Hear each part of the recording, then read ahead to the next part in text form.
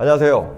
우리드모터스 대표 조수희입니다. 요즘에 허위 매물이나 마대차 뭐 이런 사기는 많이 없어진 걸로 알고 있어요. 그렇죠. 예. 대신에 매입할 때 딜러가 내 차를 사러 왔는데 뭐 여기 뜯고 저기 뜯고 해서 뭐 가격을 후려치더라 뭐 그런 얘기가 많더라고요. 네. 매입이 어떻게 이루어지는지. 요즘에는 이제 헤이딜러가 나오면서 거의 이제 경매로 이루어지는 것 같습니다. 그러니까 경매를 통해서 매입을 하는 이 퍼센티지가 예전에는 이제 뭐 10% 20%였다면 지금은 뭐 한 80% 90% 정도가 경매를 이용합니다. 그러면 경매는 어떤 식으로 진행이 되나요? 현대 글로비스 경매장 같은 경우에는요, 이 전화를 하시면 탁송기사가 옵니다. 차를 출품을 한 다음에 금액을 내가 원하는 금액을 제시하면 그게 낙찰이 되면은 이제 낙찰 수수료를 내고 끝나시는 거고요. 낙찰이 안 되면 다시 반품 받으시면 돼요. 헤이딜러 같은 경우에는 뭐 여러분이 너무 잘하시니까 사진 찍으셔가지고 올리시기만 하시면 되거든요.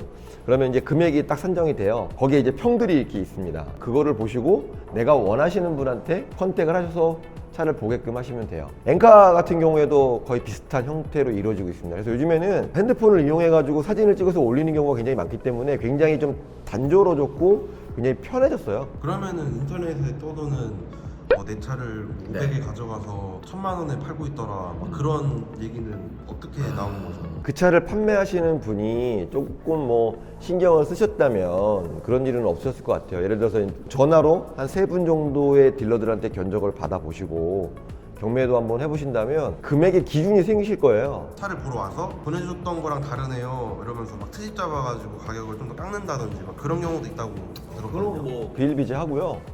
대부분 이제 경매라는 게 이제 가장 높은 금액을 쓴 사람한테 기회가 주어지기 때문에 가장 높은 금액을 쓰고 갑니다. 가서 꼬투리를 잡는 거죠. 그래서 어느 정도 적당한 선에서 이제 매입을 하려고 하는데 정말 합리적으로 꼬투리를 잡으시는 분들, 예를 들어서 뭐 휠이 흠집이 있다든지 부식이 좀 있다든지 이런 거는 육안으로 보이는 거거든요. 그렇기 때문에 말도 안 되는 꼬투리를 잡으시는 분들도 분명히 계시겠지만 제가 봤을 때는 다른 분한테 견적을 받는다든지 아니면 내가 수리를 해서 판매를 한다든지 뭐 이게 더 나으실 것 같아요. 제가 봤을 때는 이제 3분 정도 보게 한 다음에 가장 괜찮은 금액을 제시한 분한테 주셔도 괜찮을 거라고 봅니다. 굳이 꼬투리를 잡아서 확 금액을 낮추시는 분한테 팔 의무는 없잖아요. 예. 금액을 거기서 깎는 경우가 있다는 거죠. 예, 많이 있고 그리고 헤이딜러 조차에서도 합당한 감가면은 인정을 해줘요. 근데 그게 말이 안 되는 감가면은 이제 제재가 들어가죠. 감가 요인이 뭐 연식이나 키로수 말고도 네네. 차 관리 상태에 대한 감가 요인이 있을 거고 좀 그런 게 있을 거 아니에요? 일단은 이제 외관에서 보이는 거는 일단 흠집이겠죠. 그리고 담배 냄새가 나는 것도 감가의 요인이 되실 수 있고요. 타이어 상태도 좀 보거든요. 타이어 상태도 감가 요인이 되실 수 있을 것 같습니다. 그리고 교환 주기라는 게 있는데 정비 내력을 내가 갖고 있다. 그래서 뭐 차계부를 썼다든지 아니면은 AS 기간이 남아 있다든지 이러면 아무래도 그런 감가 요인에서는 조금 자유로우실 수 있겠죠. 그래서 AS가 지났는데 내가 차계부를 썼다. 그러면 아무래도 좀 플러스가 되겠죠. 그런데 이제 그 중고차 딜러분들 같은 경우에는 싸게 매입을 해야 좋은 거잖아요. 그러다 보니까 이제 그런 거를 인정을 안 해주려고 하겠죠.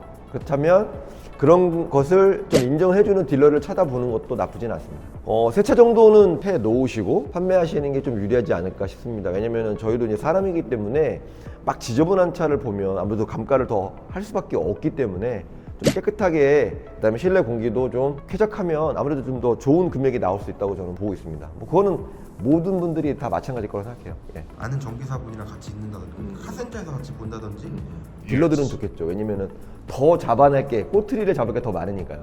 오히려요? 아, 그렇죠. 왜냐면 이제 연식이 좀 오래된 차들 같은 경우는 누유가 100% 있거든요. 근데 그걸로 인해서 감가를 뭐 50을 할 수도 있고 100만 할 수도 있기 때문에 사실은 오래된 차들은 카센터를 안 가시는 게 더 좋을 것 같고요.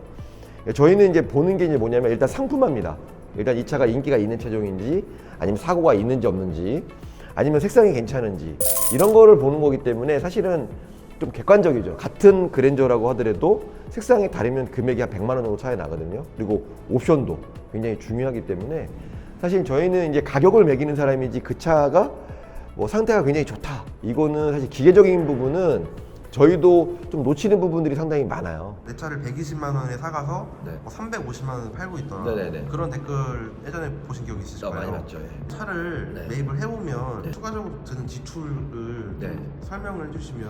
정확히 좀 설명을 좀 드리겠습니다. 네. 차를 만약에 100만 원에 매입을 했다라고 생각하시면요, 상사 앞으로 이전하는데 비용이 한 15만 원 정도 소요가 됩니다. 그리고 이제 성능 점검이라는 걸 맡아요. 성능 점검이라는 게 뭐냐면 이 차의 사고 유무라든지 누유 부분을 체크하는 부분인데 그 비용이 또 한 2만 원에서 한 5만 원 정도. 그리고 이제 저희가 수리를 하게 됩니다. 외판 같은 경우에는 예전 같은 경우에는 좀 많이 저렴했어요. 한 5만 원에서 10만 원 안쪽이었는데 요즘에는 10만 원에서 많게는 수입차 같은 경우에는 2, 30만 원 정도 들어가십니다. 앞범버라든지 뒷범버 같은 경우에는 흠집이 있는 경우가 대부분이기 때문에 기본적으로 도색 비용이 한 2, 30만 원에서 한 많게는 한 50, 100 정도 들어간다고 보시면 될 것 같아요. 그리고 또 가지고 와서 저희가 이제 광고를 냅니다. 한 군데만 내시는 분들도 분명히 계시겠지만 여러 군데를 내고 또 엔카만 보더라도 가장 기본적인 광고비는 한 2만 원에서 3만 원이지만 저희가 이제 진단 보증이라 해가지고 그 비용을 찍는데 그것도 한 7만 원에서 많게는 15만 원 들어가고요. 프리미엄 광고라 해가지고 가장 비싼 광고 같은 경우에는 한 20여만 원, 20만 원에서 한 30만 원 정도 들어가거든요. 그 비용을 지불을 하고 이제 광고를 냅니다.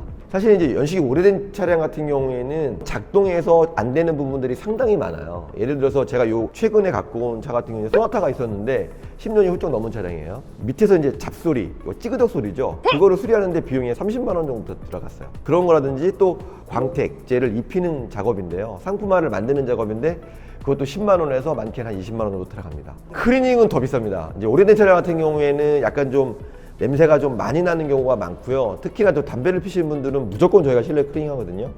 실내 클리닝을 하게 되면 기본적으로 한 20만 원 정도 잡으셔야 돼요. 제가 봤을 때는 기본적으로 상품화하는 비용이 100만 원짜리 같은 경우에는 또 100만 원이 들어갑니다. 그거를 이제 300만 원에 광고를 했을 때 그 차가 300만 원에 판매된다고 생각하시는데 절대 그렇지 않습니다.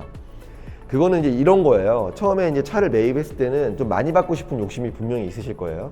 그러다 보니까 높은 금액의 광고를 내놓는데 그 금액이 거래되지 않고요. 한 달 아니면 보름 정도 지나면 금액이 떨어지게 돼 있습니다. 또 손님이 그 금액을 흥정하게 되면 또 1, 20만 원 정도가 깎이는 경우가 분명히 있어요. 예. 마찬가지로 소비자가 꼬투리를 잡으시는 거죠. 아, 나 이거 예를 들어서 뭐 썬팅이 이상하니까 썬팅 해달라. 그럼 계약하겠다. 아니면 블랙박스가 없으니까 블랙박스 해달라. 그럼 또 그런 비용을 지출하게 되면 이렇게 마진이 남는다고 생각하시면 될 것 같아요. 예를 들어서 내가 이제 당근마켓에다가 어떤 물건을 내놨어요. 예를 들어서 핸드폰을 내놨어요. 보통 시세를 보면 한 40만 원 정도의 거래가 돼요. 예를 들자면. 근데 내 거는 더 많이 안 쓰고 더 깨끗한 것 같아서 45만 원 내놨어요. 물론 거래가 될 수도 있어요. 내가 내 물건을 좀 더 빨리 팔고 싶으면 좀 더 싸게 팔거나 아니면 나의 발품을 팔아야 된다는 거죠. 무슨 말이냐면 그게 왜 비싸냐 라고 물어봤을 때 아 이건 이래서 비쌉니다. 한번 보고 싶습니다. 갈 시간이 없어요. 그래서 그럼 제가 가서 보여드릴게요. 이렇게 되면 아무래도 팔릴 수 있는 확률이 높은 거죠. 그 내 핸드폰이 45만 원에 거래가 안 되면 40만 원에 내놓을 수도 있고 35만 원에 내놓을 수도 있는 거거든요. 그거는 자유입니다. 시장에 남아있는 거는 어떻게 보면 재고예요. 그게 시세는 아니고 내가 더 싸게 팔고 싶으면 35만 원에 내놓은 거는 이미 팔려서 없습니다. 예. 저렴한 금액의 차들, 뭐 1,000만 원 미만이라든지 1,000만 원 언저리 금액 같은 경우에는 이 딜러분들이 개인의 재산으로 매입을 해서 판매하기 때문에 이자 비용이 그렇게 크지 않는데요.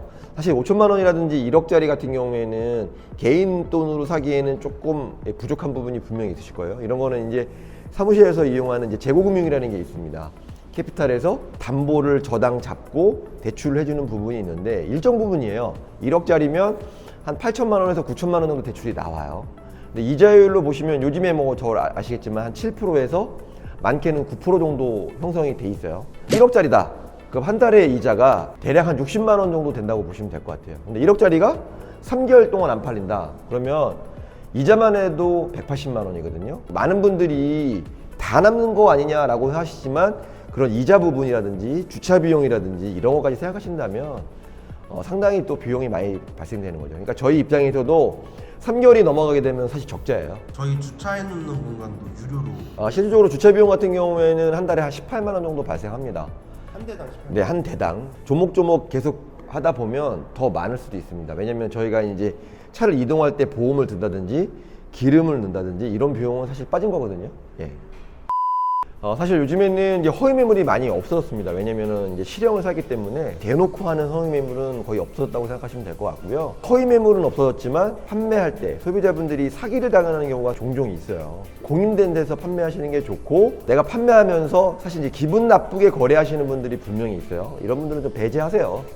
굳이 내 차를 판매하는데 기분 나쁘게 판매하시느니 판매하시지 말고 정말 조금 더 덜 받더라도 기분 좋게 거래하실 수 있는 분들 이런 분들하고 거래했으면 좋겠어요. 사시는 것도 중요하시지만 판매하시는 것도 굉장히 중요한데요. 혹시 이런 복잡한 절차라든지 사기라든지 두려움이 있으신 분들은 저희한테 전화 주십시오. 저희가 친절하고 정직하게 상담해 드리도록 하겠습니다. 감사합니다.